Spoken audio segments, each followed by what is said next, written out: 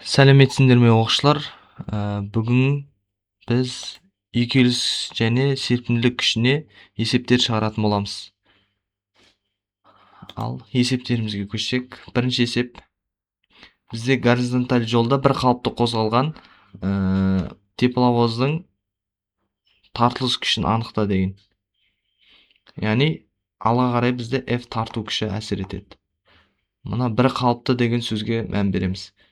Ньютонның екінші заңы бойынша F тең m аяды ғой, бірақ бізде бір қалыпты болғандықтан үдеу неге тең болып кетеді?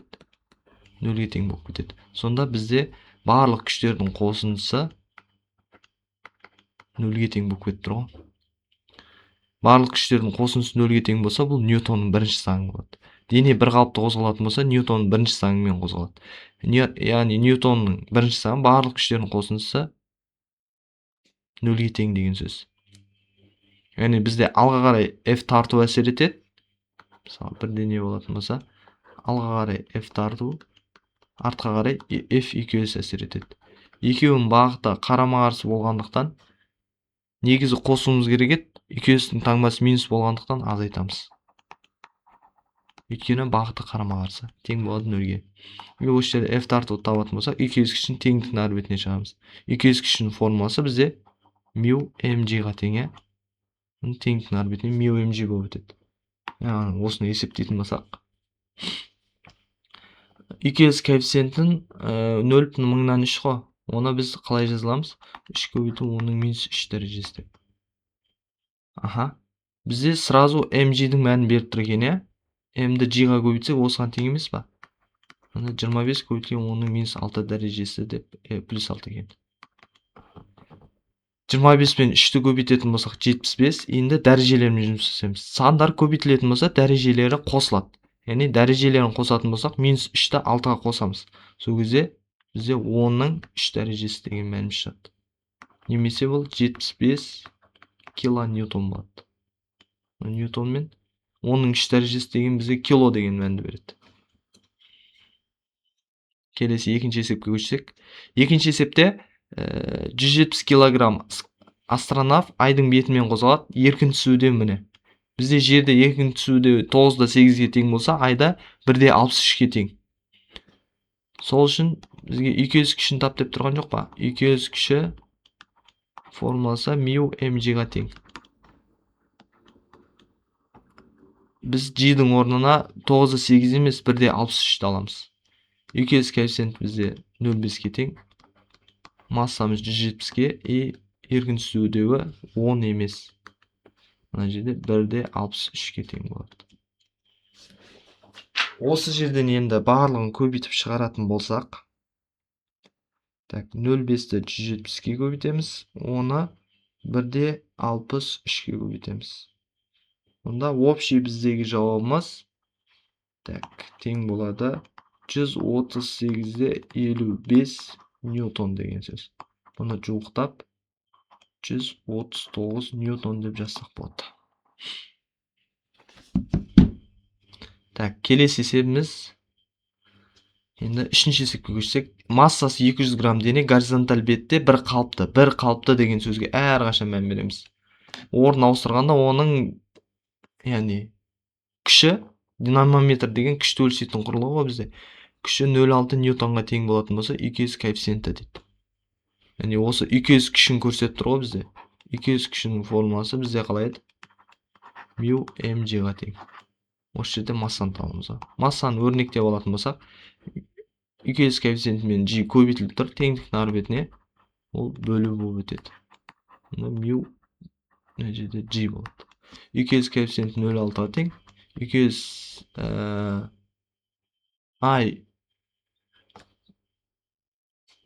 жоқ, бұл жерде үйкеліс коэффициент екен ғой, кешірім сұраймын. Табу керек нәрсеміз. Өшіріп басынан жазайық. Масса емес, үйкеліс коэффициент екен. Массаны табу керек деп ойлап қалдым.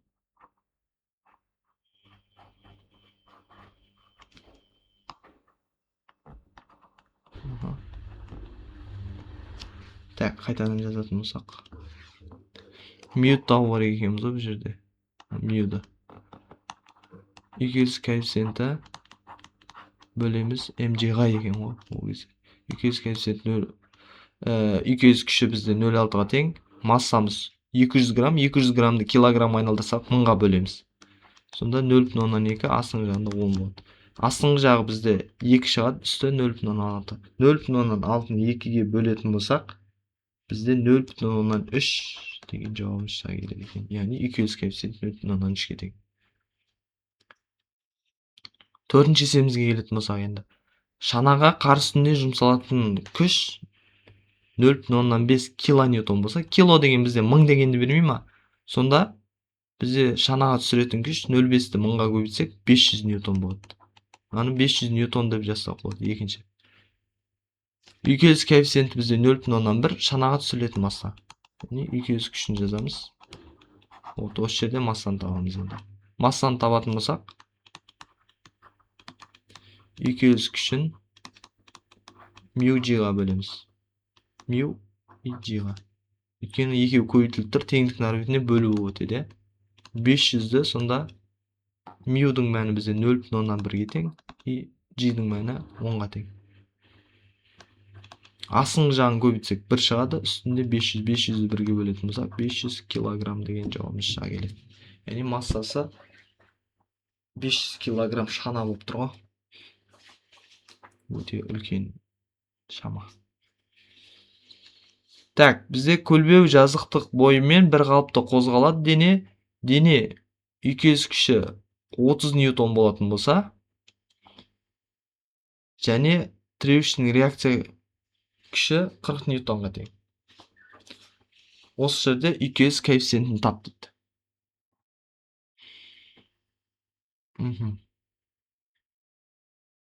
Дене бір қалыпта жоғары көтеріледі. Жазықтық бойымен.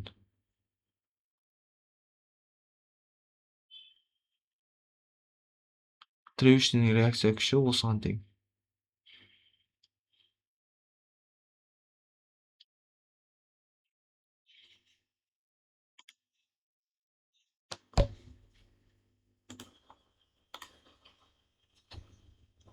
Так, бізде UKS күшінің формуласы негізгі формуласы қандай емес, μn. Осы жерде UKS күшіміз берілген, и реакция күші берілген. N дегеніміз ол реакция күші. Яғни N. Так, қай жерде реакция күші деген? Реакция күші деп тұр ғой. Осы N-міз реакция күшіне тең болады. Сонда 30 тең болады, μ көбейтілген 40 болады. Осы жерде μ табатын болсақ, 30-ды 40-қа бөлеміз деген сөз. 30-ды 40-қа бөлетін болсақ, 0,175 деген мәні аламыз. Яғни UKS коэффициентінің мәні 0,175-ге тең.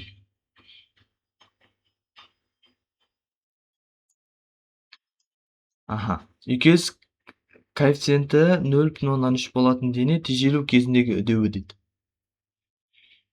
Тежелу кезіндегі үдеуі.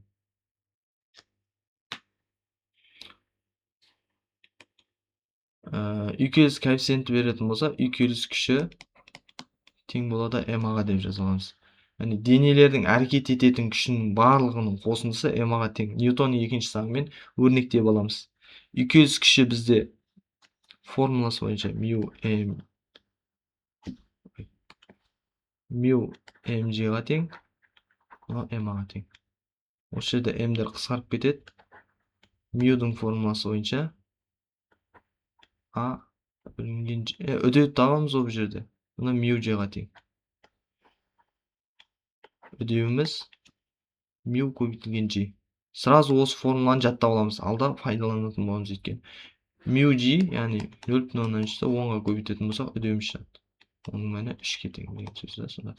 Яғни 0,3 UKS коэффициентімен қозғалса, тежелу кезіндегі үдеу оның 3 метр секунд квадратқа тең деген сөз. Астында UKS коэффициенті берілген, и жылдамдық берілген, тежелу жолы. Дәл жаңағыдай А тең болады μg деп жазып аламыз. Енді бізде үдеудің формуласы қалай еді жалпы?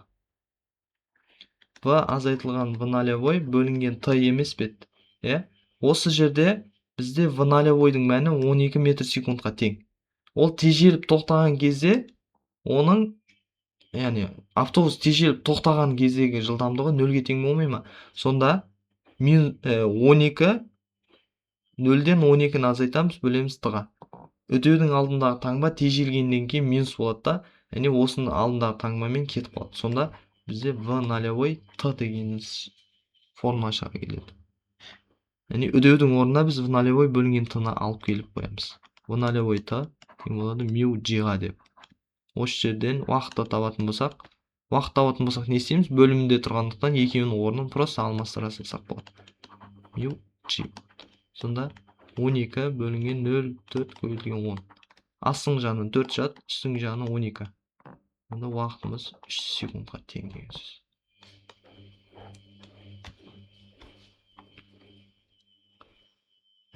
Келесі есепке көшсек, енді мұз бетінде жіберілген шайба 40 метрге жетіп тоқтаса, оның бастапқы жылдамдығы дейді. Жаңа формуланы аламыз. Мю g. Бізде уақыт берілмеген, яғни үдеуді уақытсыз деген формуламен ашамыз.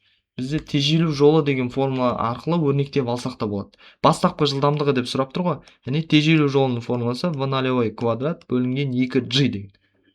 Жоқ, 2g емес, бұл жерде 2a болады. Осы жерден a-ны тауып алатын болсақ, біз қалай болады? v нолевой квадрат бөлінген 2s болады. Яғни үдеудің орнына осы өрнегімізді алып келіп қоямыз.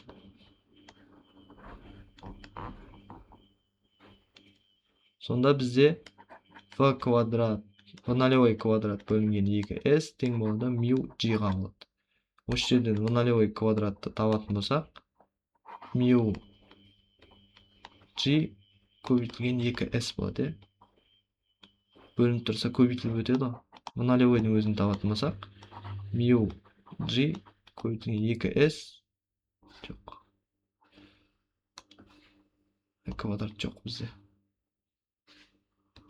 Сонда түбір астына алатын боламыз. Теңдіктің ары өтінен квадрат жіберсек. v нолевойдың өзін табатын болсақ, түбір асты сонда 0,5 көбейтілген 10 көбейтілген 2 көбейтілген бізде 40 метр болды. Барлығын көбейт түбір астынан шығаратын болсақ, 0,5 көбейтілген 10 көбейтілген 2 көбейтілген 40. Так, бізде 40 деген мән шығады екен. 40-тан түбір астынан 6-да почти 6-да 325 деген. 6-да 32 деп ала берейік. 6-да 32 метр секунд деген жауабымыз шыға келеді. 0,125, 0,5, 2 бөлсек 1, дұрыс. Осындай мән болады. Келесі бізде автомобиль мынандай жылдамдықпен қозғалып келе жатыр, тежелу жолы. Тежелу жолын табу үшін дәл жаңағыдай v нолевой квадрат бөлінген 2s деген формула арқылы 2a. a-ның орнына v нолевой квадрат 2s деп жазып аламыз да, a тең болады мю g-ға деп формуланы анықталамыз. Осы жерде біз a-ның орнына v нолевой квадрат 2s деген алып келіп қоямыз. 2s тең болады мю g-ға. Сонда s-ті табатын болсақ, мю g мен екеуінің орны ауыса салып тұрса, сонда s тең болады v нолевой квадрат бөлінген 2 мю g болады. Формуламыз осындай. Сонда s тең болады 36 км/сағат метр секундқа айналдыру үшін оны 3,6-ға бөлеміз. 3,6-ға бөлетін болсақ 10-ға тең болады. 10-ның квадраты бізде 100-ге тең. Астың жағында 2 мюдің мәні бізде 0,7-ге тең екен. 0,7 көбейтілген 10. 10-ның 1 нөлмен мұнай қысқарады. Астың жағында 2-ні 0,7-ге көбейтсек 1,4. 10-ды 1,4-ге бөлетін болсақ, шамамен шығады екен. 7-де 14 метр дегенді аламыз.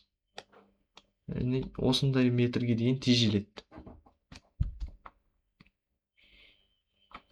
Горизонталь бетпен қозғалып келе жатқан машина қозғалғышты өсіргеннен соң 4 секунд ішінде жылдамдығын 2 есе кемітсе бастапқы жылдамдығы дейді. Дәл жаңа формуланы жазамыз. Мю g деген. Осы жерде үдеуіміз енді бізде бастапқы және соңғы жылдамдықтар бар. Дене әлі жүріп жатыр. Тежеліп тоқтаған жоқ бізде. Тоқтады деп айтылса, соңғы жылдамдығымыз 0-ге тең болатын еді. Ал бізде үдеудің формуласы, яғни уақытсыз үдеудің формуласын табатын қандай еді? В квадрат алынған В нолевой квадрат бөлінген 2s. Үдеудің орнына осыны қоямыз да, бастапқы жылдамдықта боламыз. Сонда бізге жылдамдығы 2 есе кемісе деп тұр. Яғни бастапқы жылдамдығы соңғы жылдамдығынан 2 есе артық деп тұр ғой.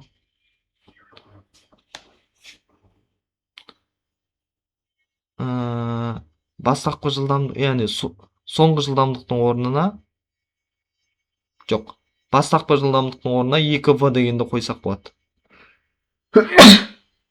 Кешірім сұраймын. Сонда бізде формула қалай түрленеді? В квадраттың орнына 2v-ны қоятын болсақ, оны квадраттап жіберетін болсақ, бізде 4v квадрат шығады. Сонда үдеудің орнына v квадратты қоямыз. Мына жерде v нолевой квадратты деп тұр ғой. В нолевой квадраты деп тұрғандықтан біз 2v-ны қоятын болсақ, 2v-ның квадраты болады. Ол бізге 4v-ның квадратын береді. Сонда азайтылған 4v-ның квадраты бөлінген 2s тең болады мю g-ға болып тұр ғой бізде.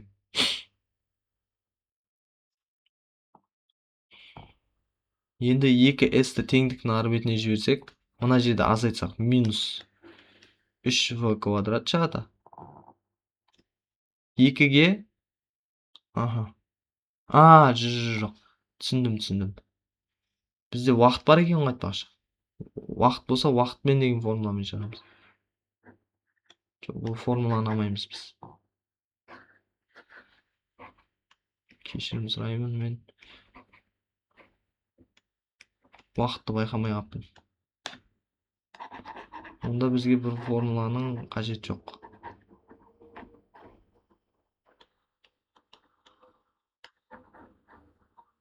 Негізі бұлай шығарсақ та болады, бірақ ұзақ болып кетейін деп тұр да. Жолды табуымыз керек. В алынған В нолевой бөлінген Т дегенмен шығарсақ болады екен. Бізде бастапқы жылдамдығы соңғы жылдамдығынан 2 есе көп. Яғни 2 есе азайды деген сөз В тең болады В нолевой бөлінген 2 деп жазбасақ болады. В тең болады В нолевой бөлінген 2. И ол mg-ға тең емес па? Сонда формуланы жазатын болсақ, В-ның орнына В нолевой бөлінген 2 деп жазсақ болады, е? Азайтылған В нолевой и көбейтілген 4 болады, е?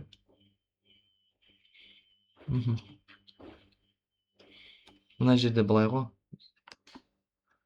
Түсінбей қалмас үшін. Жоғары В нолевой бөлінген 2. Астына бөліміне түсіп кете алмайды екен ғой. Мюдің орнына 0,2 көбейтілген 10 деп жазамыз. Онда В нолевой бөлінген 2-ден В нолевойды азайтсақ, минус В нолевой бөлінген 2 шығады. Ол 0,5 В нолевой деп жазсақ болады. Бөлінген 4, мына жағына 2 шығады. 4-ті теңдіктің ар бетіне өткізсек 8 болады. Сонда минус 0,5 В нолевой тең болады 8-ге. В нолевойдың өзін табатын болсақ, 8-ді көбейту ретінде өткіземіз, минус таңбасымен өткізіп жіберетін болсақ, 8 бөлінген 0,5 болады. В нолевойымыз сонда 16 метр секунд минус таңбасымен болады. Минус шығуының себебі мәні, мысалы, минус 16 метр секунд шығып тұр ғой. Минус шығуының себебі бұл жерде жылдамдық кеміп жатыр. Жылдамдық кеміп жатқандықтан алдындағы таңба, яғни бағытталып жатқан бағытымызға қарама-қарсы болғандықтан минус таңба шығады. Немесе үдеудің алдындағы мына жерде таңбаны минус деп плюс мәнде шығарсаңдар да болады. Жалпы жауабы болса. 11-ші есебімізге келетін болсақ, автобус доңғалақтар жолмен Сырғанау үйкелісі бізде берілген. Жылдамдығы осыған тең. Горизонталь беттен бұрылу доғасының ең кіші радиусы дейді.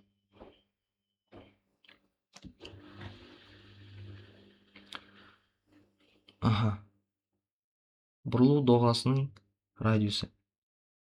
Жаңағы формуламызды жазамыз. UG. Бұл жерде бізде радиусты тап деп тұр ғой. Яғни радиусты тап деп тұратын болса, осы жердегі үдеуіміз центрге тарқышы үдеу болып кетеді. Оның формуласы оның v квадрат бөлінген r тең болады μg. Осы жерден радиус табатын болсақ, v квадрат бөлінген μg болады. Екеуінің орны просто ауыса салады. v квадрат, яғни v-ның орнына километр сағат метр секундқа айналдырамыз. Әрқашан хбж-ға келтіріп шығарамыз. 36 километр сағатты 3,6-ға бөлеміз, сол кезде метр секундқа айналады. Яғни оның мәні 10 метр секундқа тең. Мына жерде 10 метр секунд болады сонда. 10 метр секундның квадраты 100-ге тең, 100. Астыңғы жағында бізде 0,25 көбейтілген 10 болады. Астыңғы жағына 2,5 шығады, үстіңгі жағынан 100 шығады. Екеуін бөлетін болсақ, бізде 40 метр деген жауабымыз шыға келеді екен.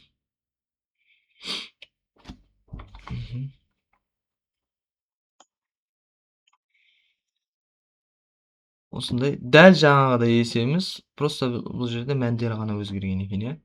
Формуламыз v квадрат бөлінген μg болады. Үстіңгі жағында 20-ның квадрат бізде 400 болады. Астыңғы жағында 0,5 көбейтілген 10. Астынан 5 шығады, үстінен 400 шығады. 400-ді 5-те бөлетін болсақ, 80 метр деген жауабымыз шыға келеді екен. 12-дің жауабы 80 метр шықты. 13-ке көшетін болсақ, енді массасы 1,5 тонна автобус орнынан қозғалған кезде осында күшпен тартады. Осы тарту әрекетінен автобусға кедергі күші 15 ньютон болса, оны алатын деу. Мысалға, мынандай ғой. Мына дене алға қарай жылжиды. Осылай сызып қойсаң, алға қарай 1,5 кило деген ол бізде 1000-ді бермей ма? Сонда 1000-ді 1,5-ға көбейтетін болсақ, 1000,5 ньютон деген жауабымыз шыға келеді екен.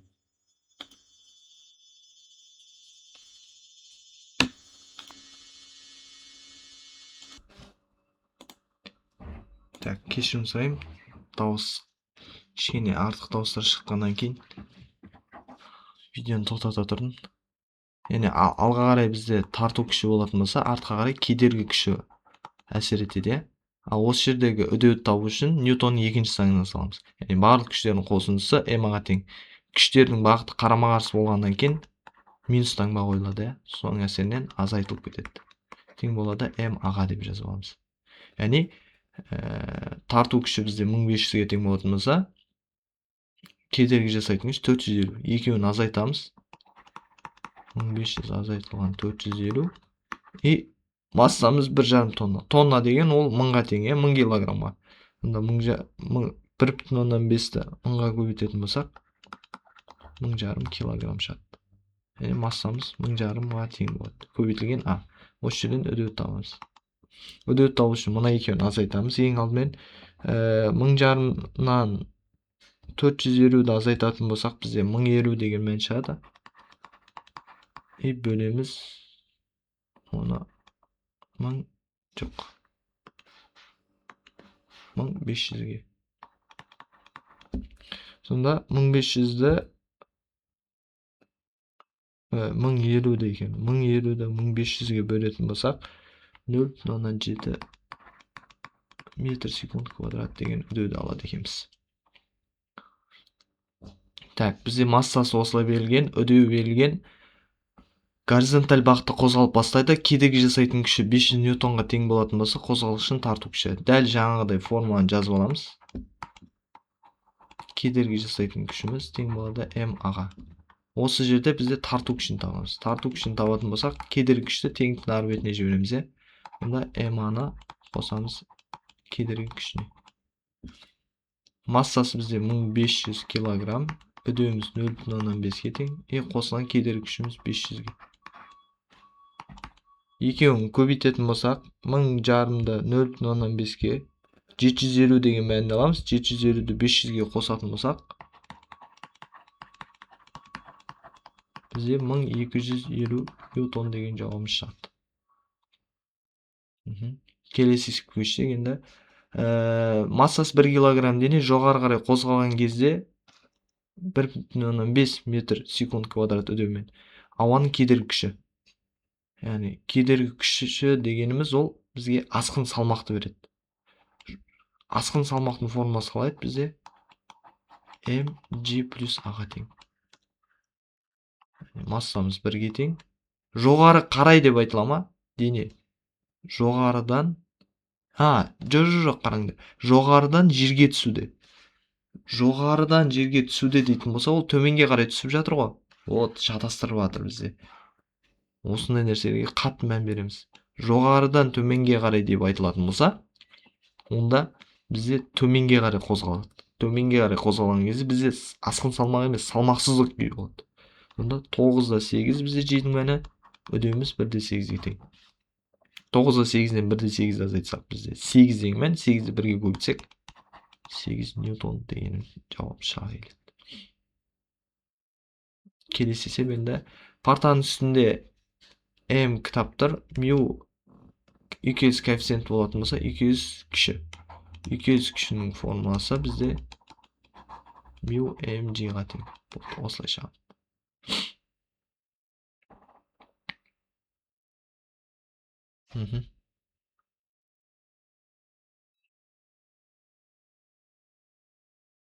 Yeah. 17-ші есепте альфа бұрышы берілген, көлбеу жазықтық бойымен орналасқан партаның үстінде m масса тұр. Осы кездегі 200 кіші. Яғни мю n болмай ма бізде? 200 кіші. Бұл жерде былай ғой, көлбеу жазықтықпен дене көлбеу жазықтық бойынша партаның үстінде тұр дейді. Осы қиғашынан тұрға кітап. Осы денеге 200 кіші қалай әсер етеді? Яғни 200 кіші деген кітабымыз жерге қарай ұмтылады ғой, 200 кіші оған қарама қарсы. Осы жердегі 200 кішіміз бізде жоғары қарай бұған реакция күші әсер етеді. Жоғары қарай реакция күші әсер етсе, оған төменге қарай Fy деген күш әсер етеді.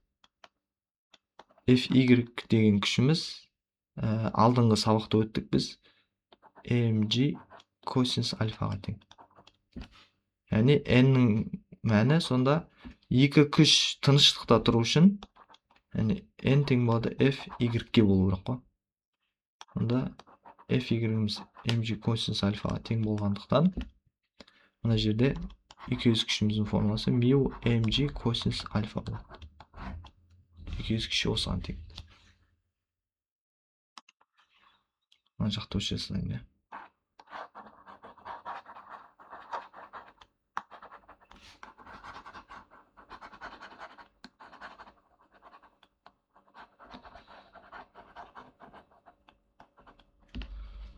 Енді келесі есепке көшелік. 18-ші есепте бізде массасы m дене берілген, жоғарғы мынандай F деген күшпен тартатын болса, оның мәні неге тең? Яғни формуланы ғана жазамыз бұл жерде. Артқа қарай бізде әсер ететін Fx деген күш бар және 200 күші бар.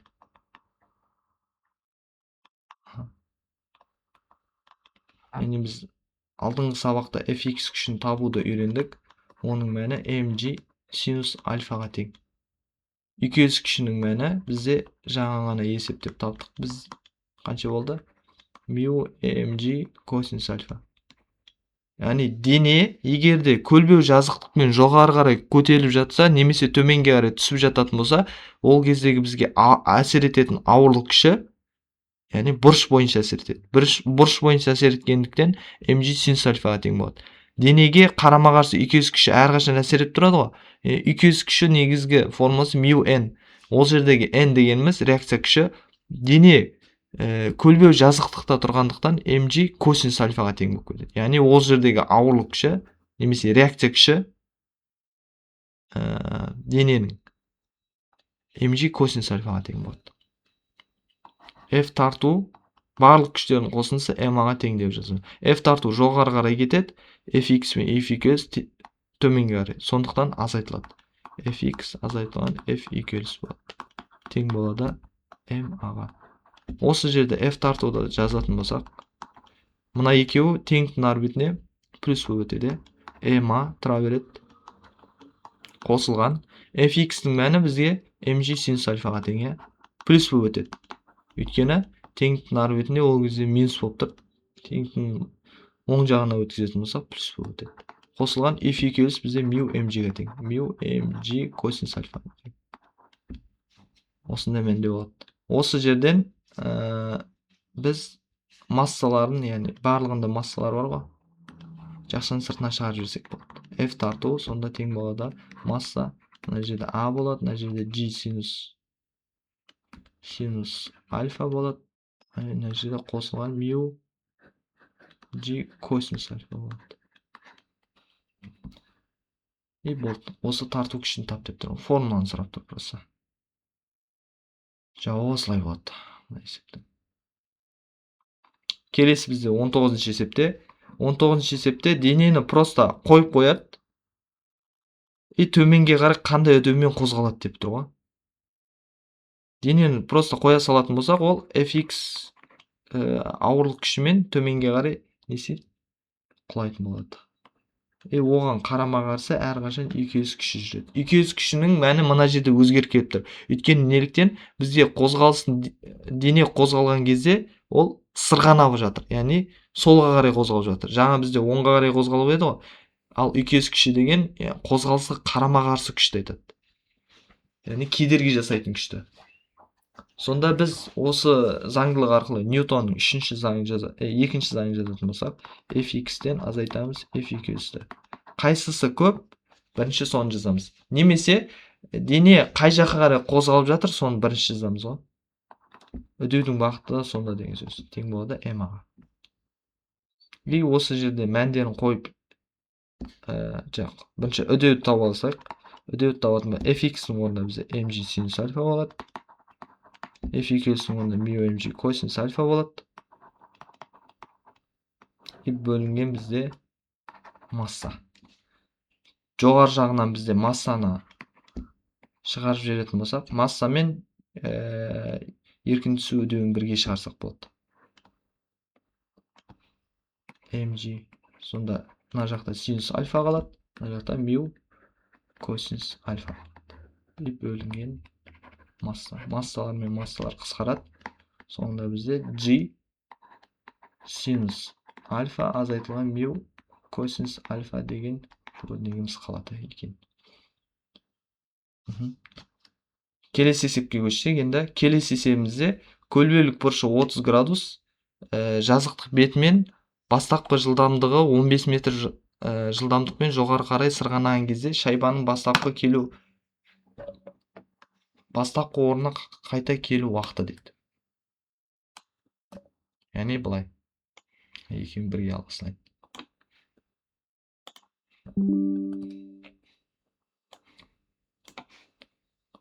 Так. Бізде мынандай бір көлбеу жазықтық бар. Бұлай көрсете салайын.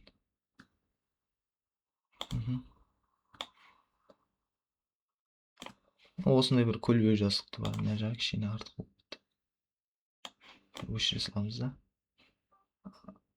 Дене осы көлбеу жазықтықпен мысалға бір шайбаны жоғары қарай ұратын болсақ, ең жоғары жағына дейін барады да, ол тоқтайды ғой. И тоқтап, не істейді ол? Қайтадан жерге қарай түседі. Вот сол көтеріліп барып, мына жерде көтеріліп барып төменге қарай түскен кезде қанша уақыт кетеді деп сұрап тұр ғой. Оны табу үшін бізде бастапқы жылдамдығымыз в нолевой 15 метр секундқа тең емес па?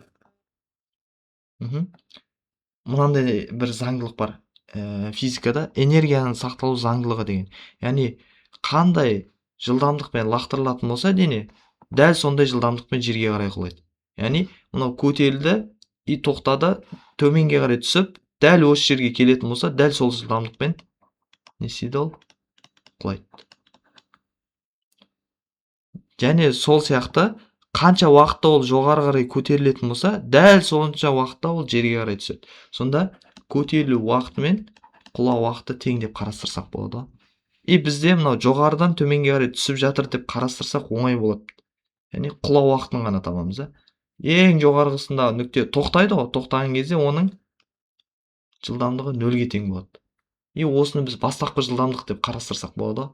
Яғни жоғары жақтан төменге қарай құлап жатқанын таба саламыз. Сол кезде общий уақыт табатын болсақ, 2t құлауға тең болмай ма? Немесе t көтерілу қосылған t құлау.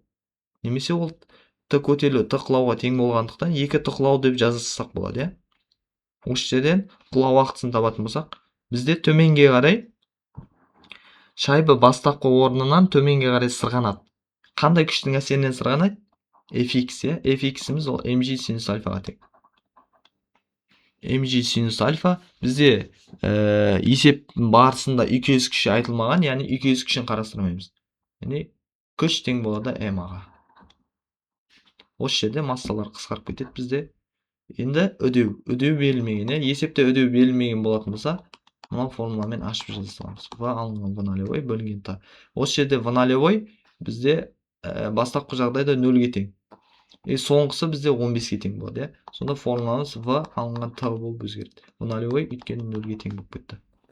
Онда үдеудің орнына v бөлінген т-ны жазамыз. Мына жерде g синус альфа тең болады v бөлінген т. Осы жерден уақыты, мынау құлау уақыты болады бізде. Құлау уақытын табатын болсақ, просто g синус альфа мен орны өзгере салады. v бөлінген g синус альфа болады.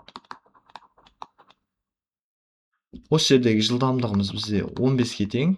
Астыңғы жағында g-ның мәні 10-ға тең. Ал бұрышымыз бізде 30 градусқа тең, иә? Синус 30-да бізде 0,5 деген мәнді береді. Сонда астыңғы жағынан 5 шығады бізден, үстіңгі жағынан 15, екеуін бөлетін болсақ 3 секунд болады. 3 секунд бізде құлағандағы уақыты.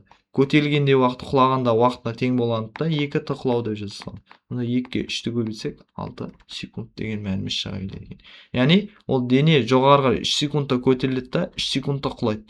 Общий уақыты сонда 6 секундта оның бастапқы орнына қайта келу уақыты 6 секунд кетеді деген сөз.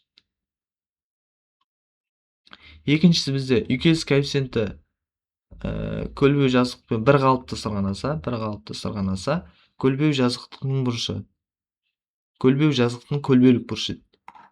Бізде бір қалыпты сырғанаған кезде үйкеліс коэффициенті тангенс альфаға тең екенін білеміз.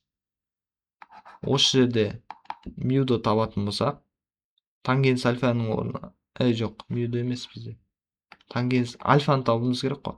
0,3 тең болады, тангенс альфа болады. Альфаны табатын болсақ, тангенс теңдіктің ар бетіне өткен кезде бөлу болып өтпейді бұл жерде. Яғни тангенстің кері шамасы арк деген жазуды қосамыз да, тангенс 0,3.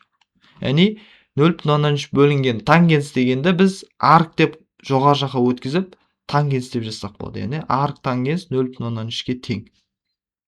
Қазір мен бір зарядчигімді алып келіп алайын. Оған дейін видеоны тоқтата тұрамын.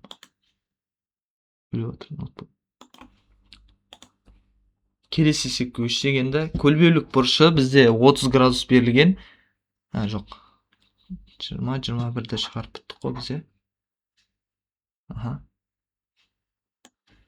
Енді 22. 22 мен 23-ті бірге ала салайын, иә?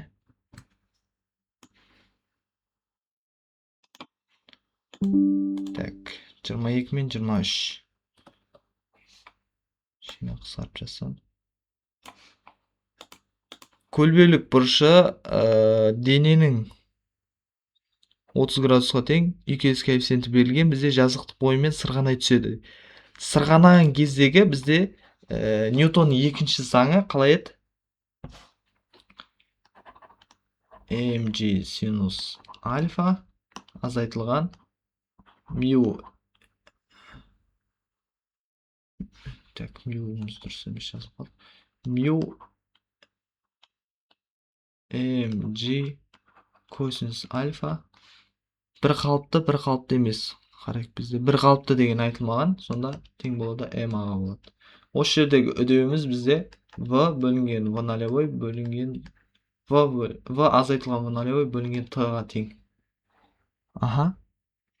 Табандағы жылдамдығы, яғни бастапқыда дене тұрды да, қозғалған кезде ол бастапқы жылдамдығымыз 0-ге тең деген сөз. Сонда осы жердегі үдеуді табатын болсақ, v бөлінген t-ға тең. Вот үдеудің орнына v бөлінген t-ны жазамыз да, осы жерде уақыт қарастырып аламыз. m-ді теңдіктің ары бетіне жіберетін болсақ, жоғары жағында mg-ді шығарып жібереміз. Сонда синус альфа мю mg болмайды. mg-ді жақшаның сыртына шығардық қой. Косинус альфа күйінде қалады. Бөлінген мына жерде m болады. Бөлінген m. Массаны теңдіктің ары бетіне жібердік. Үдеудің орнына v бөлінген t деп жазамыз. v бөлінген t. Осы жерден уақыт мына жерде қысқарып кетеді бізде.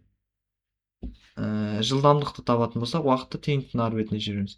Теңдіктің ары бетіне жібергенде g мен t көбейтіліп кетеді. Сонда жылдамдығымыз g көбейтілген t синус альфа бөлінген мю косинус альфа деген жауабымыз шыға кетеді.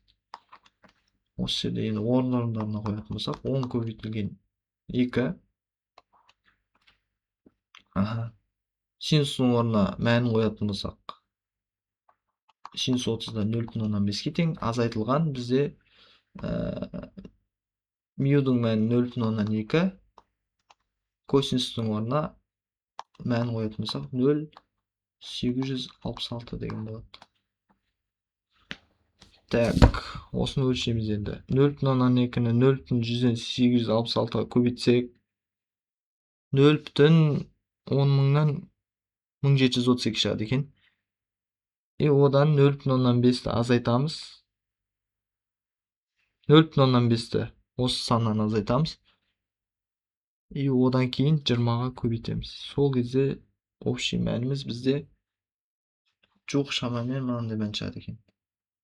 Тең болады жоқ шамамен деп алайық. 6-да 54 метр секунд деген.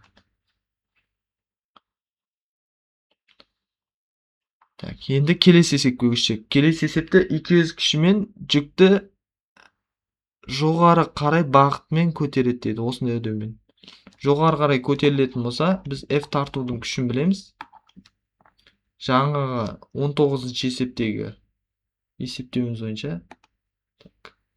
19-шы есепті бір қарап жүрейік. Мына жердегі формуланы пайдаланамыз. Жоғары қарай көтеріліп жатыр өйткені. Осы жерде F тартуды тап деп тұр. Дәл осы формула бойынша пайдаланамыз. F тартуымыз бізде сонда неге тең? M жақшаның сыртында A қосылған G синус альфа. Синус альфа и қосылған мю косинус альфа. F тартудың мәні сонда массамыз бізде 20-ға тең. Үдеуіміз 0-де 6-ға тең. И қосылған G-дің мәні 10-ға тең. 30 градуста бізде 0,5-ке. И мюдің мәні бізде 0,46-ға тең. Косинустың мәні 0,87 деп ала берейікші. Жуықтап. Енді бәрін есептейтін болсақ, 0,46-ны 0,87-ге көбейтеміз. Бірінші көбейту орындалады. Одан кейін 10-ды 0,5-ге көбейтсек, бізде 5 деген мән болады. Оны жаңа мәнге қосамыз. И 0,6-ға қосамыз. Сонда бізде шамамен 6 деген жауап шығады. И оны 20-ға қосатын болсақ, көбейтетін болсақ, жоқ шамамен 120 ньютон деген жауабымыз шыға келеді екен. Мына жерде мәндер өзгеруі мүмкін. Косинусты қалай алғанымызға байланысты ғой. Жоқ шамамен 120 шығады.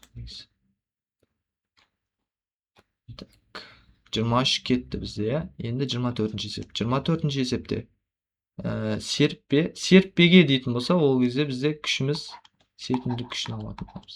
Серпімдік күшінің формуласы K дельта X. Осы жерде күшті табатын болсақ, 1000-да жүзді 0,2-ге көбейтеміз. Жүзді 0,2-ге көбейтетін болсақ, бізде 2 ньютон деген мәлімет шыға келеді екен. Аха. Енді бізде серпімдік күші берілген. Ол осындай жерге дейін ұзарады дейді. Яғни дельта x'іміздің мәні берілген. Қатаңдығы. Осы формулада қатаңдықты тауып алатын болсақ, f бөлінген дельта x болады бізде. Онда 4-ті 0,2-ге бөлетін болсақ, бізде 20 деген қатаңдық шығады. Қатаңдығы осындайға тең, динамометр көрсеткіші, яғни серпімдік күші осындай болатын болса, бізге нені тап деген? Дельта x тап деген. Дельта x-ің формуласы үстіңгі жағында серпімдік күші, астыңғы жағында қатаңдық келеді. 2,4 бөлінген 40 болды. 2,4 бөлінген 40, ол бізде 0,06 метр дегенді береді. Бұны сантиметрге айналдырсақ, 100-ге көбейтеміз, сонда 6 сантиметр деген жауап шығады. 27-ші есепке келсек, енді 27-ші есепте бізде 320 ньютон күштің әсерінен амортизатордың серіппесі 9 мм-ге сығылады. Ал егер де 1,6 килоньютон салатын болсақ, серіппені сығылу дейді. Бірінші, мына сөйлем бойынша қатаңдықта боламыз. Қатаңдық өзгермейді ғой. Келесіде көбірек күш жұмсаймыз да, сол кезде сығылу қаншаға тең дейді. Бірінші, қатаңдықта болатын болсақ, F1 бөлінген X1 болады, үстіңгі жағынан 320 шығады, астыңғы жағынан 9 мм деген милиді айналдырсақ, оның минус 3 дәрежесі болады. Онда 320-ны 9-ға бөлеміз да. Так, 320-ны 9-ға бөлеміз. Примерно 35-те 6 деген мән шығады екен. Оның 3 дәрежесі жоғары қарай, оның плюс 3 дәрежесі болып шығады. Қатаңдығы осыған тең да. Дененің. Енді бізде серіппенің екінші серіппенің сығылуы болатын болса, F2-ні дәл осы қатаңдыққа бөлеміз ғой. Сонда үстіңгі жағында кило деген ол 1000-ды береді. 1000-ды 1,16 көбейтсек 1600 болады. Астыңғы жағында 35-те 6 көбейткен оның 3 дәрежесі деген неміз бар. Былай жазсақ болады ғой. Сол 1,6 күйінде тұра берсін, оның 3 дәрежесі, астыңғы жағында 35-те 6 көбейткен оның 3 дәрежесі. Оның 3 дәрежелері қысқарады. Сонда 1,6-ны 35-те 6-ға бөлетін боламыз.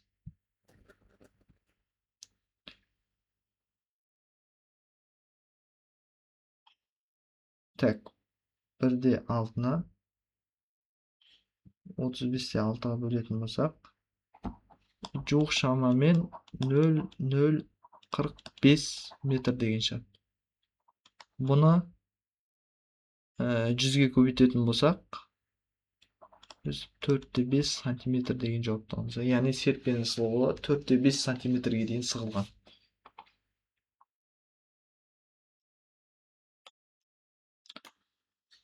Так, енді 28-ші есепке келсек, 28-ші есепте қатаңдығы берілген, серіппе осындай миллиметрге дейін сығылады. Осы деформацияға ұшыраған кезде жүктің массасы дейді. Бұлай бізде серіппе берілетін болса, оған бір жүк әсер етеді. Жүк іліп қойған. Жүк қандай күштің әсерінен төменге қарай не қылады? Ұмтылады бізде ауырлық күшінің әсерінен, ауырлық күші mg. Ал оған қарсы тараптан бізде серпімдік күші пайда болады. Осы күш теңескен кезде ғана не істейді? Дене, яғни серіппеден массаны алып тастайтын болсақ, жаңағы затты, денені, ол кезде серпімдік күшінің әсерінен қайта орнына келуге тырысады да. Оны біз былай жазсақ болады. Серпімдік күшті ауырлық күшіне теңестіріп. Серпімдік күшіміздің формуласы K дельта X, мына жерде mg болады. Осы жерде массаны табатын болсақ, K дельта X бөлінген G болады. K-мыздың мәні 300-ге тең, 300-ді 3 көбейткен оның 2 дәрежесі деп жазсақ болады. Ал мына жерде мили ғой, оның 3 дәрежесі, мына 1 нөлді қосып жіберетін болсақ, оның минус 2 дәрежесі болады. и бөлінген 10. 10-ның 2 дәрежесі минус 2 дәрежесі қысқарады. 3-ті 5-ке көбейтсек 15, 15-ті 10-ға бөлетін болсақ 1,5 килограмм деген сөз. Яғни мына жердегі денеміз, серппей келген денеміз массасы 1,5 килограммға тең деген сөз ғой. Так, келесі есебіміз бізде басында 20 килограмм зат ілген кезде оның ұзындығы 12 сантиметрге дейін ұзарып кетеді дейді. 50 килограмм затты ілген кезде 15 сантиметрге дейін ұзарып кетеді дейді. Яғни мынау дельта x1, мынау дельта x2 ғой. Дельта деген бізде айырмасы емес па? Дельта x деген сонда бастапқы соңғы мәнінен бастапқы мәнін азайтамыз деген сөз.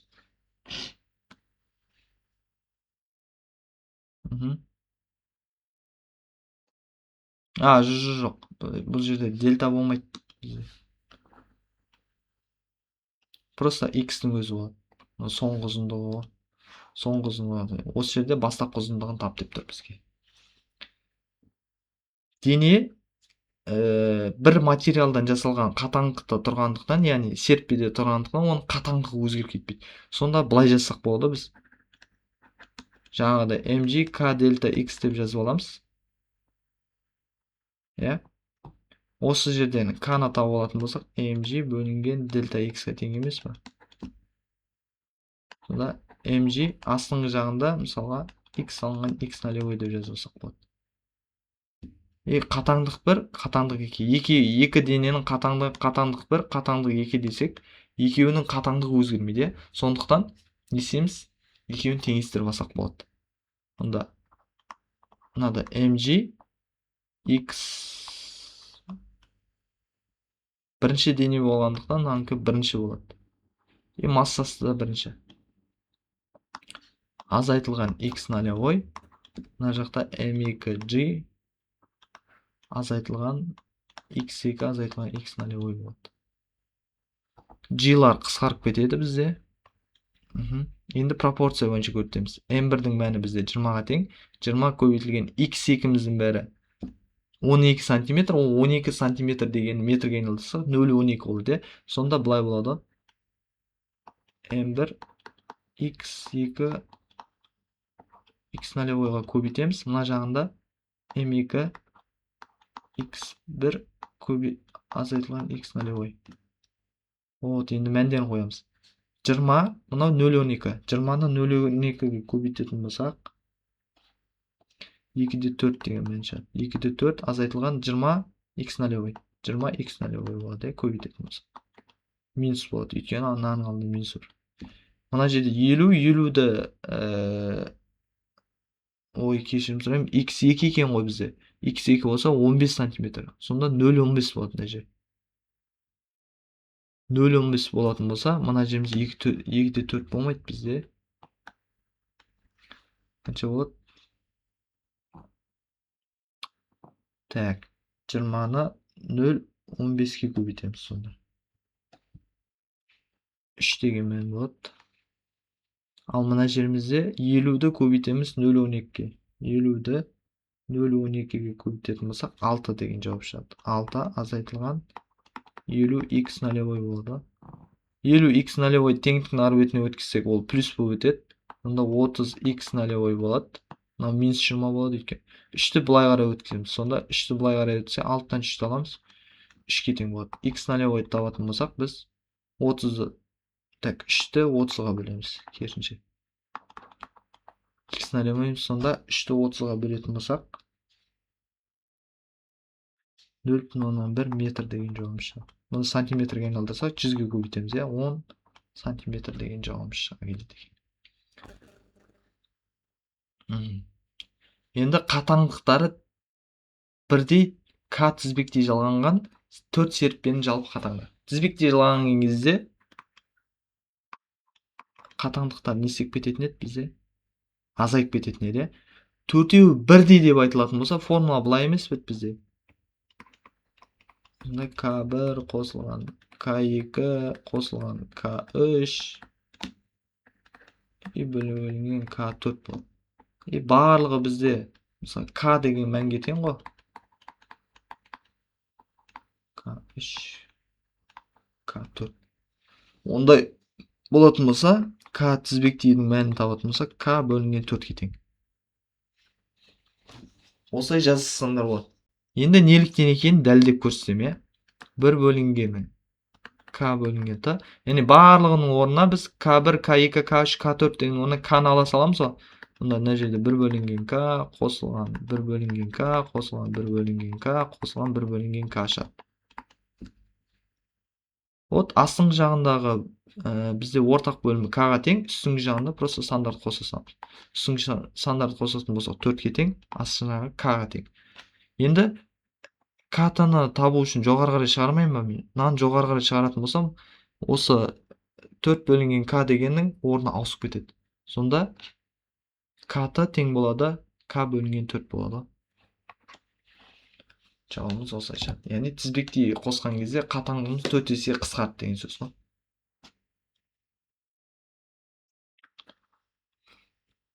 Тұтас сымның қатаңдығы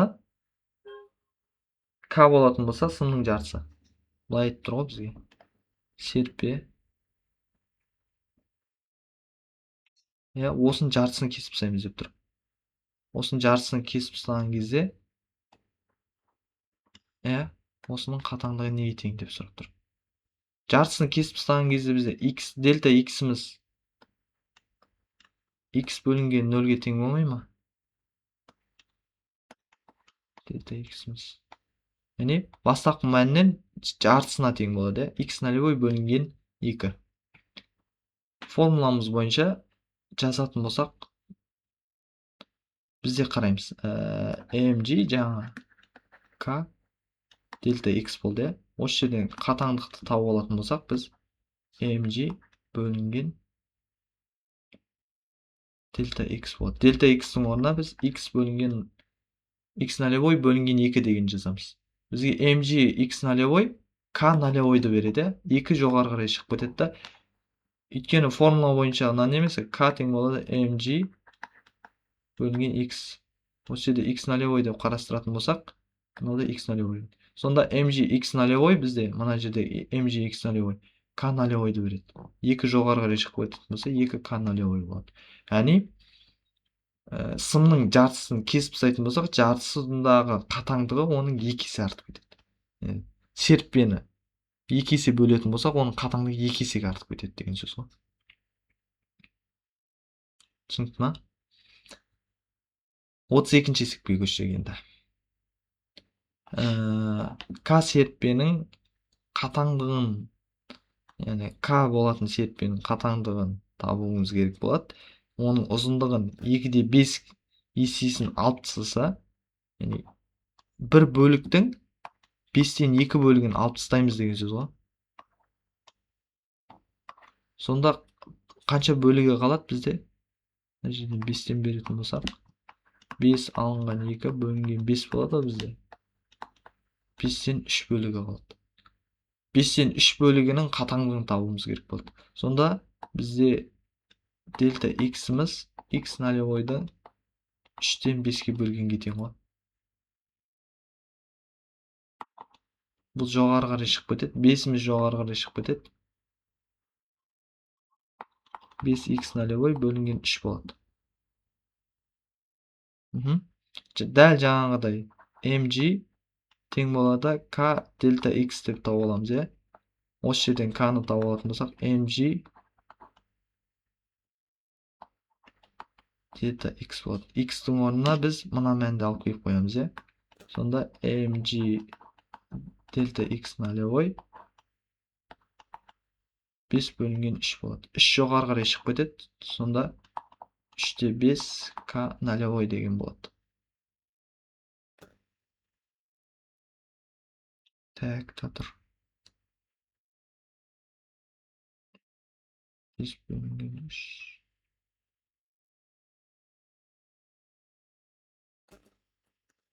X нолевой. mg x нолевой.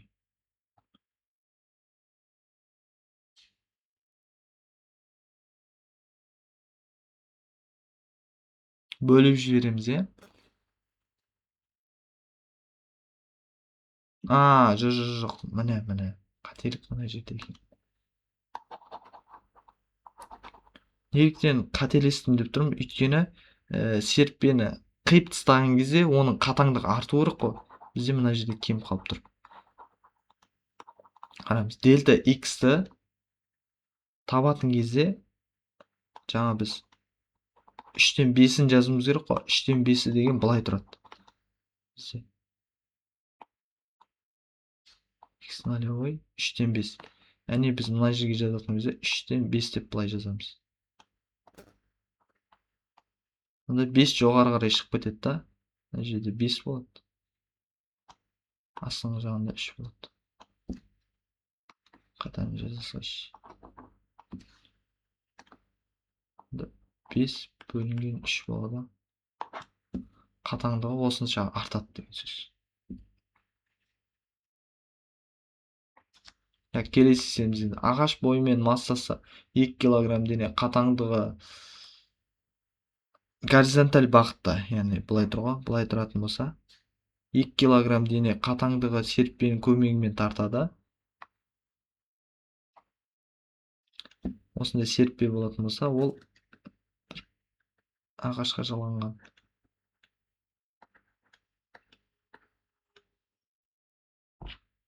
Үйкес коэффициенті берілген еще бізде үйкес коэффициенті осы тарту күшіне қарама қарсы болады. Үйкес күші болатын болса, серпімдік күші де не істейді? Осы күшке қарама қарсы болады. Тартатын болса, серіппенің ұзаруы дейді. Сонда былай болып тұр ғой бізде. F тарту алға, F серпімділік пен F үйкеліс қосылып тартқан кезде денені тарту моментінде қаншаға тең деген сөз.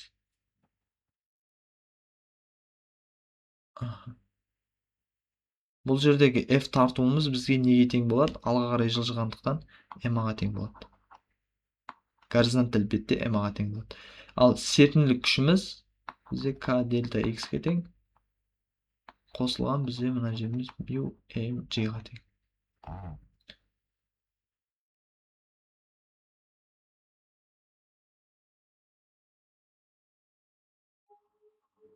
Горизонталь бағытпен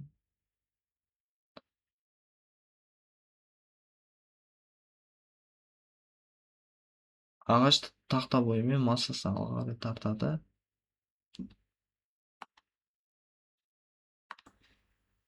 Так, ары қарай жалғастырсақ, мына жерде мен дұрыс емес жазып жіберіппін. Негізгі формула бұндай болмайды. Бізде үдеуде одан кейін бір қалыпты деп те айтылмаған ғой. Бірінші біз тарту күшін серіппе күшіне теңестіріп аламыз. Неліктен теңестіреміз? Өйткені біз алға қарай тартқан кезде дәл сондай бізде серпімділік күші пайда болады. Яғни алға қарай тартқан күшімізде артқа қарай серпілген күшіміз бірдей. Осы арқылы біз мына жердегі серпімділік күші алға тартып жатырмыз ғой денені. Алға тартып жатқан кезде бізде кері бағытта үйкеліс күші пайда болады. Яғни осы үйкеліс күші бірдей болған кезде ғана не істейді? Дене бір қалыпты алға қарай тартылатын болады. Яғни серпімділік күшін үйкеліс күшіне теңестіріп аламыз. Сол кезде k мына жерде дельта x шығады, мына жерде mu mg деген шыға келеді. Осы жерден дельта x-ті табатын болсақ, mu mg бөлінген k деген болады.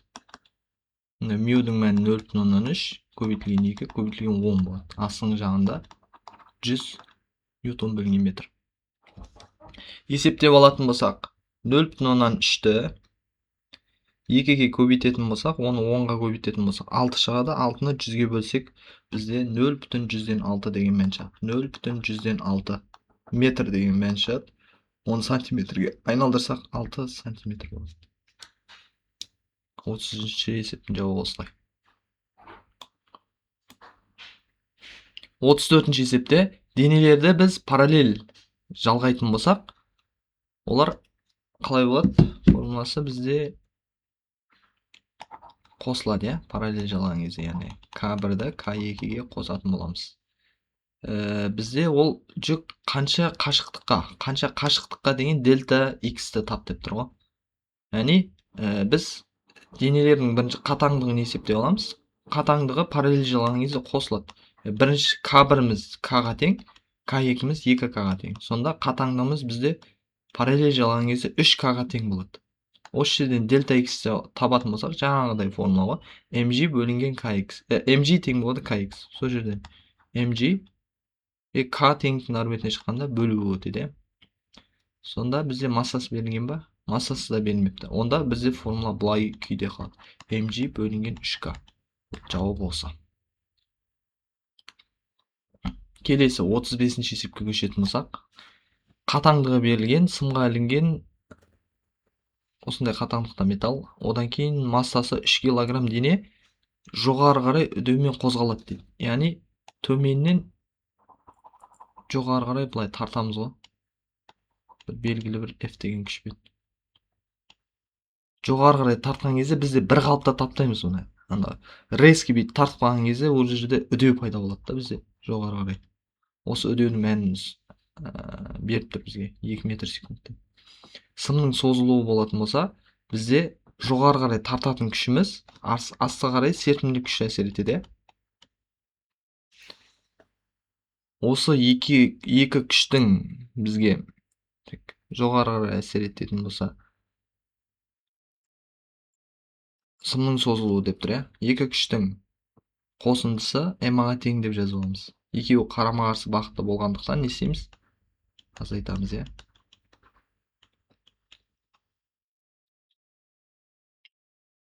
Осы жерде F деген күшіміз үдеумен қозғалғандықтан, яғни жоғары қарай деп айтылып тұр ғой бізде. Вертикал жоғары. Жоғары қарай болған кезде бізде дене асқын салмақ болып кетеді. Оны формуласы бойынша жазатын болсақ, mg плюс a. Fx s серпімдік күші бізде k дельта x-ға тең. Тең болады m a-ға. Осы жерде енді мәндерін қоятын болсақ, 3 килограмм 10 қосылған 2 болады. Мына жерде К-ның мәні берілген, айтпақшы бізде 400-ге тең, 400 дельта X тең болады M-ның мәні бізде 3 килограмм, көбейтілген үдеуіміз 2-ге тең. Осы есепті шығаратын болсақ, енді 10-ға 2-ні қоссақ 12, 12-ге 3-ті көбейтсек 36 болады. 36-ны теңдіктің ар бетіне өткіземіз, сол кезде теңдіктің ар бетінде 6 болады. 6-дан 36-ны алсақ, минус 30 шығады. Мына жақта минус 400 дельта x тең болады минус 30. Осы жерде дельта x-ті табатын болсақ, 30-ды 400-ге бөле саламыз. Минустар кетіп қалады біз жерде. Сонда бізде жауабымыз 0,075 метр деген шығады. Бұны миллиметрге айналдырсақ болады. Миллиметрге айналдыру үшін 1000-ға көбейтеміз. Сонда 75 миллиметрге дейін ұзарады деген сөз ғой. Немесе осынша метрге дейін. Келесі енді бізде 36-шы есепке көшсек, 36-шы есепте қатаңдығы берілген. Мынаны ньютон бөлінген метрге айналдыру үшін 1000-ға көбейтеміз, кило дегенде. Сонда 300 ньютон бөлінген метр. Қатаңда 300 ньютон метрге тең. Сонда трос тең үдеумелі вертикаль жоғары көтерілген кезде ол 4 сантиметрге созылады. Осы дененің үдеуі. Яғни дәл жаңағыдай жазамыз формуланы. Жоғары қарай десе қосады, асқын салмақ болады. Азайтылған k дельта x тең болады m-ға. Осы жерде үдеуді табамыз ғой. Мына жерде де бізде үдеу белгісіз екен, 2 үдеу бар сонда. Массамыз бізде 1 килограмм. 1 килограммды 10-ға көбейтсек 10 болады. Жақша m-ді a-ға көбейтсек, 1-ді a-ға көбейтсек, қосамыз a-ның өзі шығады. Азайтылған kx тең болады. Мына жерде де 1a деген жауабымыз шыға келеді екен.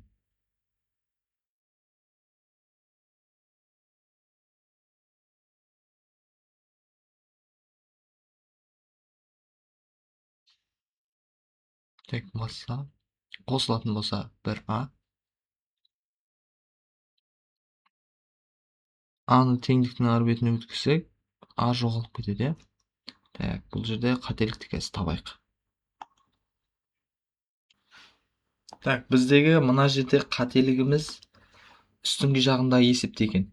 Үстіңгі жағында жоғары қарай F әсер еткен кезде астқа қарай серпімділік күші әсер етеді ғой. Яғни дәл сол жоғары қарай әсер ететін күшіміз серпімділік күшіне тең деп аламыз.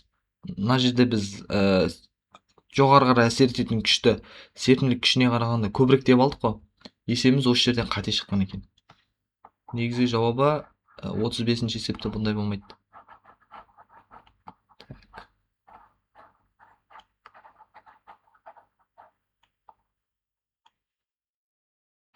Бізде 35-ші есепте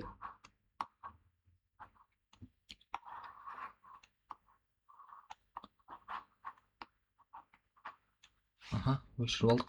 35-ші есепте мына екеуін теңестіріп аламыз ғой. Онда үстіге қарай mg плюс a әсер етеді. Астына қарай k дельта x. Екеуі тең болған жағдайда ғана үдемелі, яғни тең үдемелі қозғалады. Онда мәндерін қоятын болсақ 3, 10 қосылған 2, мына жерде 400 дельта x болады. Осы жерде дельта x-ті табатын болсақ, мына бетінен 36 шығады, мына бетінен 400. 400-ді теңдік нарметіне өткіземіз, сонда 36-ны 400-ге бөлгенге тең болады. 36-ны 400-ге бөлетін болсақ, 0,09. 0,09 деген мәніміз шығады. Ол бізде метр. Бұны 100-ге көбейтетін болсақ, 9 сантиметр деген жауабымыз шыға келеді екен. Яғни есебіміз 75 миллиметр емес, 9 сантиметрге тең.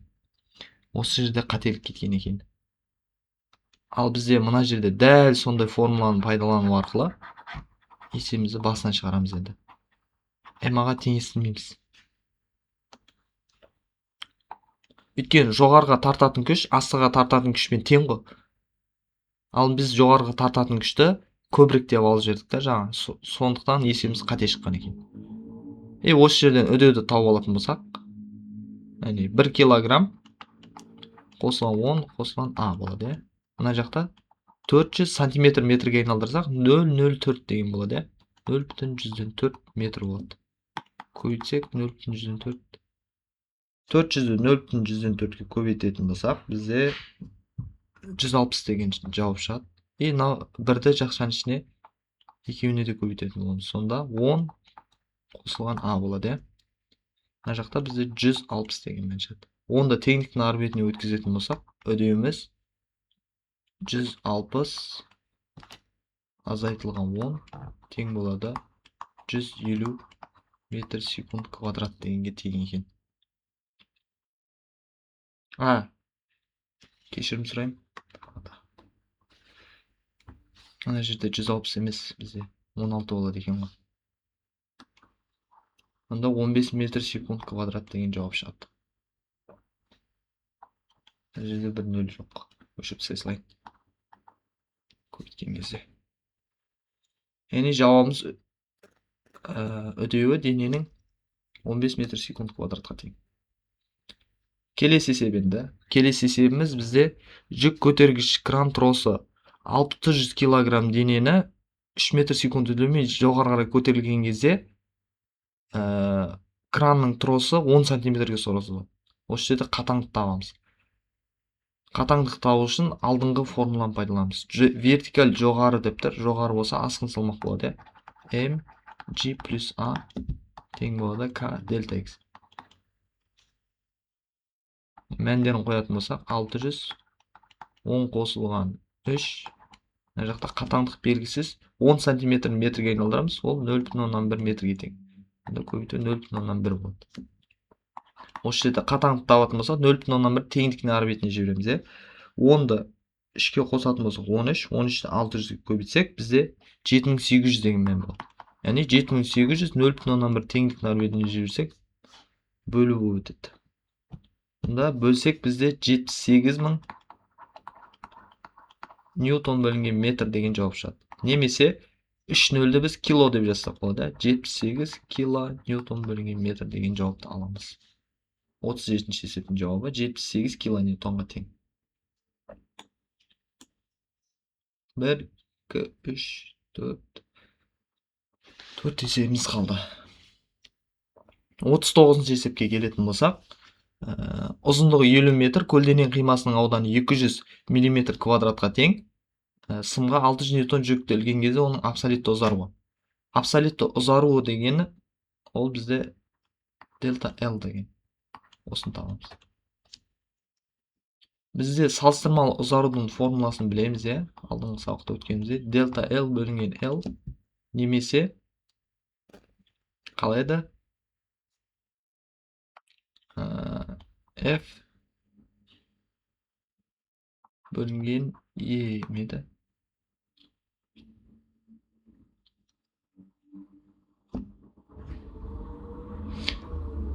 Так, F-тің орнына бізде жоқ. Кешірім сұраймын. F емес, сигма бөлінген E тұғын. Сигманың орнына F бөлінген S деп жазамыз, иә? Яғни қысымға тең.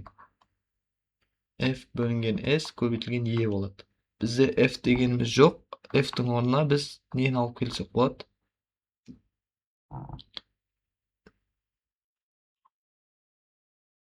Мхм. 600 ньютон берілген екен F бізде, ауданы берілген. Юнг модуль берген, барлығы бар. Яғни дельта L-ді L-ға бөлеміз, оны F бөлінген S көбейту E-ге көбейте салады екенбіз.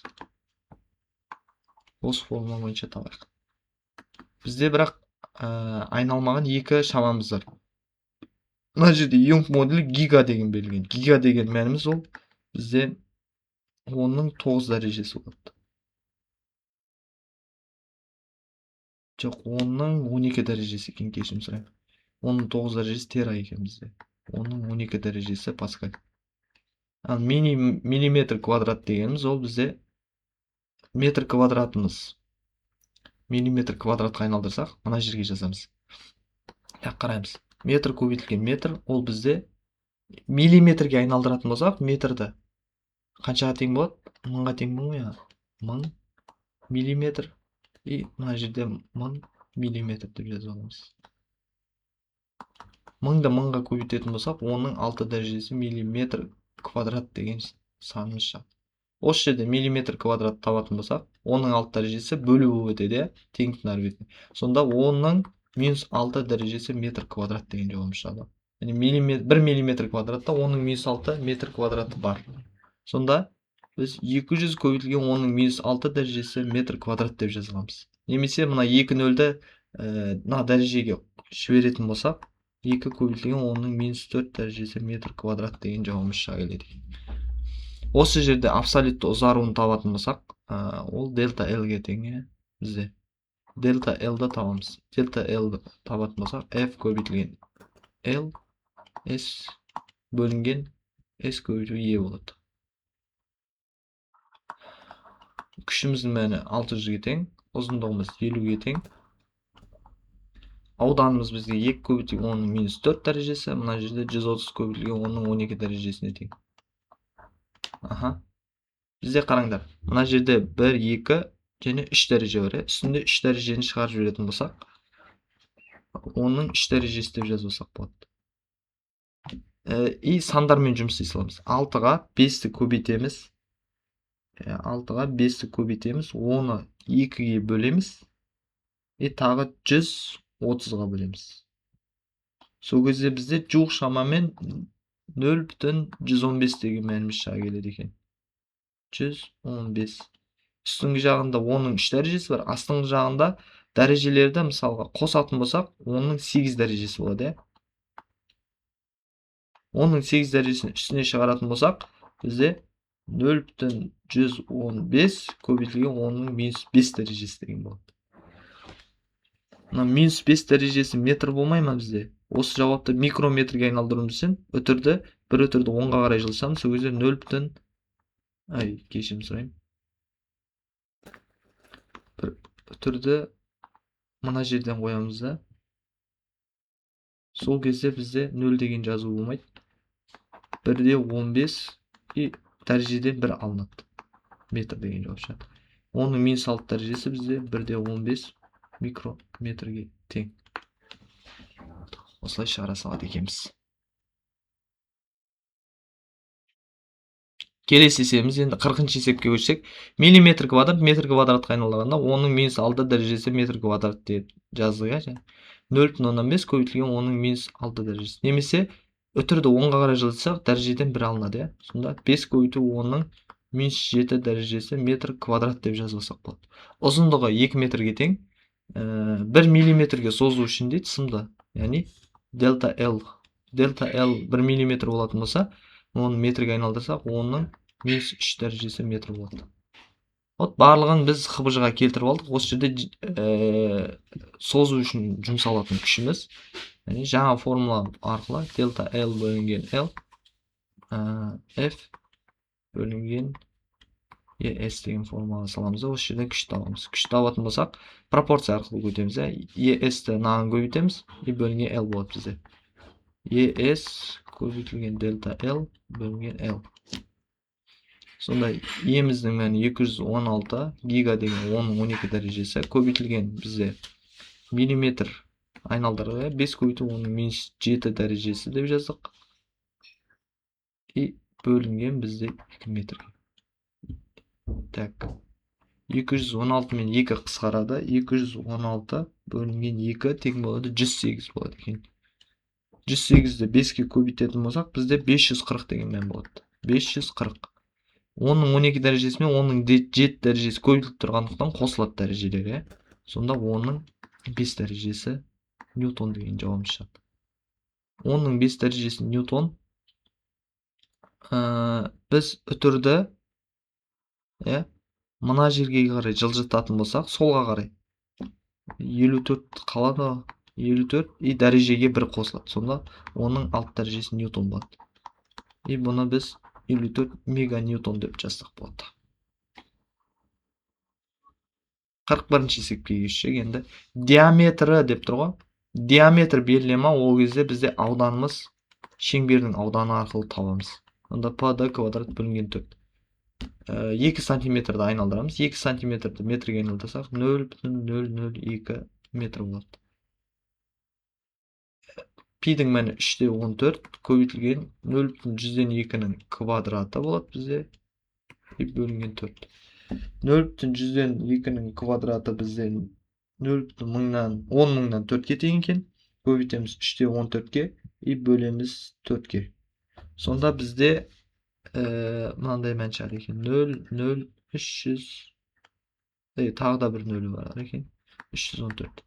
Осыны біз үтірді мына жерден қоятын болсақ, 6 үтір жылжытамыз. Сонда 314 көбейтілген 10-6 дәрежесі метр квадрат деген жауабымыз шығады. Осындай болған жағдайда салыстырмалы қысқаруы. Салыстырмалы деген иені айтып тұр. Бізде формула қалай еді? F бөлінген E S еді ғой. Мына жерде біз екеуін теңестіріп алдық қой. Бірақ барлығы неге тең еді? Бізде салыстырмалы ұзаруға тең тұр. Яғни мына бетін алмай қойсақ болады бізде. Сонда жауабымыз үстіңгі жағында 314 кило болғаннан кейін оның 3 дәрежесі болады. Сонда 314 көбейтілген оның 3 дәрежесі. Астыңғы жағында бізде E'міздің мәні 200-ге тең, оның 12 дәрежесі. И ауданымыз 314 көбейтілген оның -6 дәрежесі деген тең. 314-тер қысқарады бізде. -6 дәреже жоғарыға қарай плюс болып өтеді. Плюс 9 дәреже. Мұны -12 жоғары қарай өткенде -12 болады. Яғни үстінде 1 қалып бізде мына жерде 1-ді 200-ге бөлетін болсақ 0,100-ден 5 үстіңгі жағына мынау шығады, мынау да шығады. Сонда 10-ның 3 дәрежесі үстіне шыққан кезде анау плюске айналып кетеді, анау минуске айналып кетеді. И дәрежелері сандар көбейтіліп тұрғаннан кейін дәрежелер қосылады. 3-ке 6-ны қоссақ 9, 9-ға -12-ні қоссақ -3 болады. Сонда 0,100-ден 5 көбейтіліп оның -3 дәрежесі болады. Үтірді 10-ға қарай 3 рет жылжытатын болсақ, дәрежеден 3 алынады. Сонда 5 көбейтіліп оның -6 дәрежесі деген мәлімет шыға келеді екен.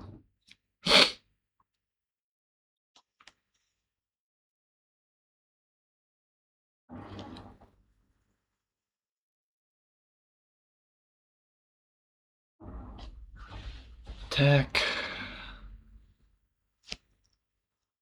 Тоқтаңдар. Мына жердегі гига деген дәрежелеріміз негізі 9 дәрежені береді екен ғой. Бәсе. Есептерімізде кішкене қателіктер болып жатыр десем. Сонда мына жерімізде 9 дәреже болады. И мына жеріміз 10 минус 3 дәрежесі деген болмайды ғой.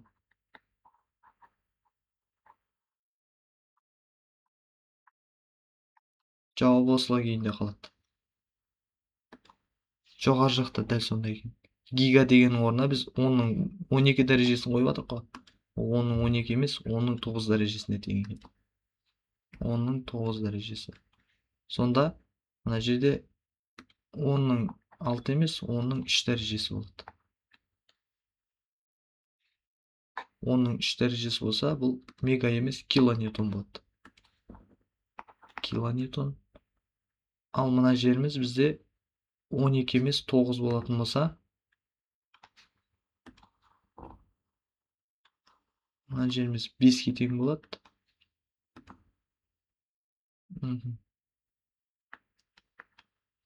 Ол 5 жоғары қарай көтерілген кезде бізде 10-ның 2 дәрежесі 3 дәреже болып кетеді да. Бір өтірік жылысқан кезде. Так, 10-ның минус 2 дәрежесі болады. Бір өтірік жылысқан кезде бізде 3 дәрежеге айналады. Мына жерде микро емес миллиметр болады да сонда. Минус 3 миллиметрге тең.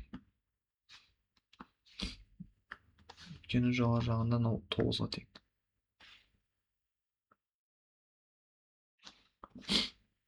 Қырық екінші есепке көшсек, енді 42-ші есепте бізде қимасының өлшемдері берілген. Яғни біреуінің ұзындығы, біреуінің ені берілген ғой, былай айтқанда.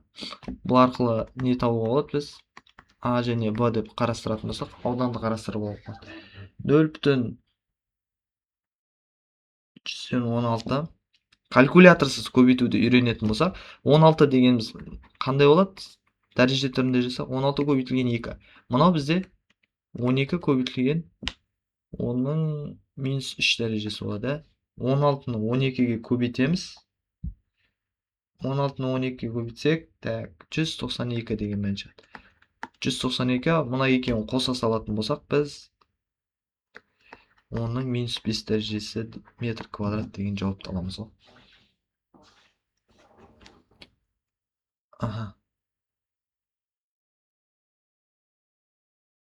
Беріктік шегі, беріктік қоры деген бар, оның мәні мынандайға тең. N тең болады. Беріктік қоры деген нәрсе дене қандай бір қысымға, былай айтқанда, қандай бір қысымға осы аудан үшін, осы күш үшін қандай бір қысымды береді деп тұр ғой. Соны тауып аламыз. Қор болатын болса. Ал беріктік шегі деген, яғни осы қысымға жеткен кезде оның не істейді? Дененің болатының беріктігі, яғни беріктігі осы жерге дейін шыдайды. Осы қысымға 0,1 паскаль берсең де не істейді? Дененің болаттық шегі үзіліп кетуі мүмкін да. Яғни болат үзіліп кетуі мүмкін ғой, былай айтқанда. Үстіңгі жағында беріктік қорын тауып алатын болсақ, біз F бөлінген S арқылы тауып аламыз. F-тің мәні бізде 200 килоньютон, ол 200 көбейтілген 10-ның минус плюс 3 дәрежесі болады. Астыңғы жағында 192 10-ның минус 5 дәрежесі. Минус 5 дәрежені жоғары көтерсек, 5 плюс 5 болады. Ол 3-пен қосылып кетеді да, 10-ның 8 дәрежесі болады. 200-ді бөлеміз 192-ге. 1,04 деген жауапты алады екенбіз, жоқ шамамен. Үстіңгі жағында 1,04 көбейтілген 10-ның 8 дәрежесі, астыңғы жағында 4,2 көбейтілген 10-ның 8 дәрежесі болады. 10-ның 8 дәрежелері қысқарады. Бізде сонда жауабымыз бөлетін болсақ 0,25 деген шығады, жоқ шамамен. Так, мына жерде керісінше сияқты формуламыз. Кешірім сұраймын. Кішкене формуладан көп қателестім. Өйткені беріктік қорының формуласы, беріктік қор деген мына нәрсе екен ғой бізде. Үстіңгі жағын беріктік шегі, астыңғы жағында қысым болады өзі. Қысым деп тұра берсін. үстте 4,10 дәрежесі, астың жанында 1,4 көбейтілген 18 дәрежесі. Екеуі қысқарса, яғни 4-2-ні 1,4-ке бөлеміз. Сонда жуық шамамен 4 деген мәнді аламыз ғой.